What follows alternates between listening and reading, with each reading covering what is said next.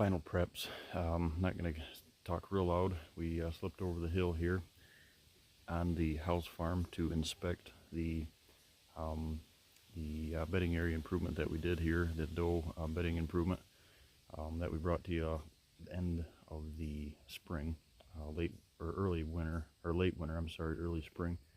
And as you can see behind us, just coming in here today, I always like to use the last week of August as my final inspections, my final preps. If there's anything that has fallen down in my corridors, anything like that that needs to be handled. Obviously, going into fall, we get some of that, more fall weather, and things could fall across the trails or the transition areas of the corridors. But I haven't been in here since we created this, and I'll have to look back on the videos as I'm going here with you guys to really find out when we did this. I believe it was in, I think it was in April. Came in here today, checking the hinge cuts. Got some great regeneration going on at the hinge itself. All of the tops, as you can see, are all still green. And so we've got soft maple, we've got beech. I'll show you as we walk down through here. And everything's alive and doing great. Now, I don't know if you can see this or not, but I'll try to move here so you can. The reason we created this is to get these does bedded closer to the food plot. Now, this is 12 acres, like we have said before, real narrow, and I don't have the sought after usable timber to hinge cut right on the bedding area, so I had to get creative. And so what we did is we enhanced this bench system that comes up into right on the my western fence line here. This goes down in kind of like 2 stages before it hits the food plot on the back of my pond. So the blind I access from the house right over the hill right into the blind, and then this just comes along the bench and wraps right around between the pond and the ridge, and it goes right out into the food plot. So there was no trails over here when we started. Absolutely. There was a couple down on the bottom that come around and skirted the pond, but as far as up here on the ridge on the bench, there wasn't. Now, as you can see behind me, this is transitioning in from ag back into here, and this trail is just unbelievable. It looks great. This right here. So all the way down through here, I'll show you. Let's switch here, guys. I can show you just along this trail. Obviously, they're using it. There's a bunch of pellets and everything on here, and we have created what I was hoping to find here. So proof that on 12 acres this can be done. And I walked over the hill and as I'm talking, 2 does just took off. So, and that's okay right now. It's not obviously not something that we're going to be doing any time out from here on out, I guess I should say. So we want to get this done, make sure these corridors are open, and we get in and out of here and leave the rest of the fall undisturbed. See right here behind me, the beech that we did is all regenerating great. The trail in here, like I said, is just perfect. It goes right down. Let's step over here. It goes right down the bench. Turn you guys around here. As you can see, the trail comes right through the corridor that we designed. A lot of this looks, small, but this is what we had to work with, and using anything that we had to get down on the ground. This is just to show you what this looks like now that we've got it put together. But the inspection process that we're doing here today is just this: coming in here, making sure this is open, making sure it regenerated all the trees down here. I've got some you know, wilting leaves going on from that didn't, you know, take right off, and some of that's probably a little bit harder hinge on some of those, but most of it is alive and doing well, and boy, it's loaded with sign.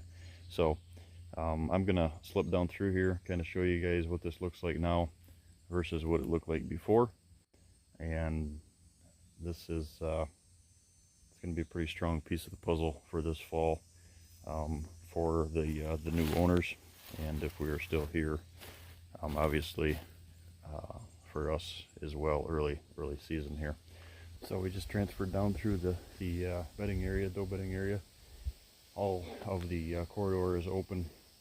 Had to throw just a couple of small limbs, sticks out of the way. And just as a perfect example here, and what has happened is, over the years, the bench that was here on the bottom, on the back side of the pond. So I've got a perfect funnel situation here, the back side of the pond, and it goes right up the hill behind here, and right on the lower third of this, they've always transitioned out to, like we said before, just a bypass because the food plot wasn't there. Now that the food plot is there, this is just blown up into a very huntable, very usable pinch point. So, but one of the things that I'm going to do, as you can see back down here, where the deer are actually coming off because of the enhanced bedding areas, I've actually have forced the deer to go down closer to the water, and now they're coming through here, and these trails up above have kind of dwindled out. So along the way there, one thing I didn't do, that the last piece of the puzzle here that I'm going to do here shortly, is we're going to take one of these white pines here, and we're going to tip that down right across the trail on the bottom, and we're going to lay it there to force them to come up and back around to start using these trails. And the reason is over my shoulder, you can see, is this is one of the vine scrapes that I have here, and obviously it's open. They've been using it, they've been transferring up to it, but it's not as strong as I feel it could be, because they get to that point, and then there's 2 or 3 ways around it, out and around it here, bypassing the bench. And you can see this is a bench behind me, and it goes, I'm standing on it, drops right down and then to the pond grade. It comes right back up here, and then it goes right up behind me, up the bench, or up the ridge, I'm sorry, all the way along through there from last year, all rubbed up. You can see old rubs, past rubs, rubs from last fall, and I think it's just going to make this spot even better. Now let's talk about the scrape for a second. Sorry, spinning around here today guys, I'm by myself here.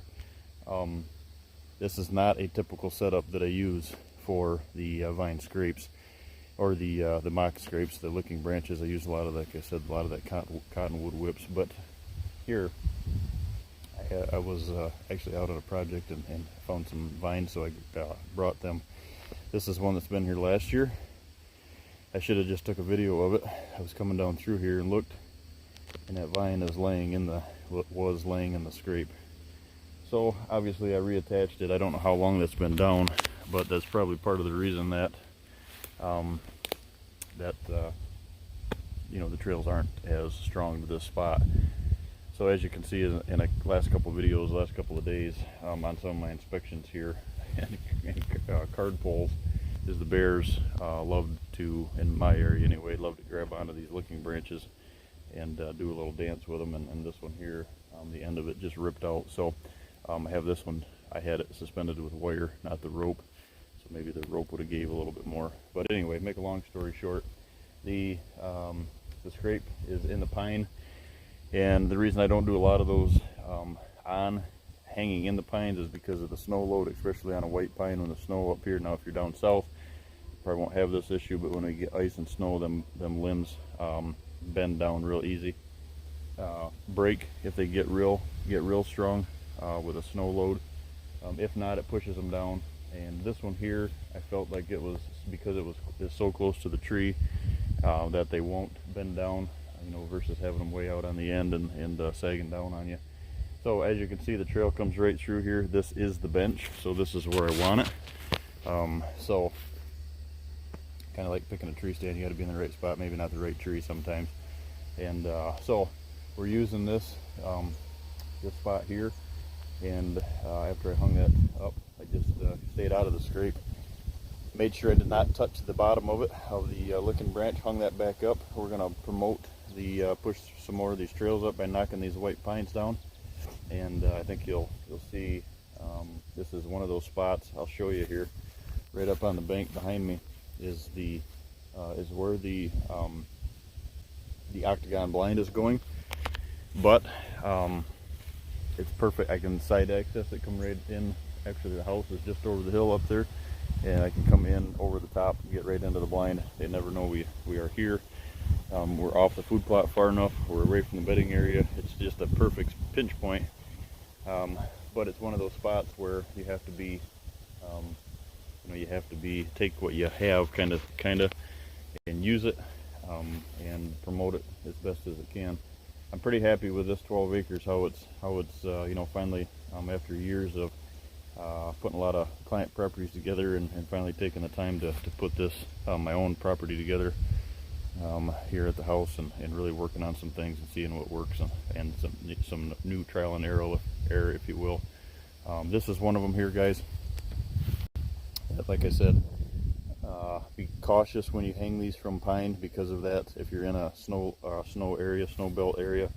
But when you have 1, 2, 3 trails coming into it on a bench and it's close to the tree, I usually like to give that, that's the 360-degree aspect of it, is to give it that 10-foot circle around it. This is about 2.5 foot from the bottom of the tree, but it's that white pine just happens to be right in the bench, and all the trails are coming in and out of it, you can see. So perfect spot for it.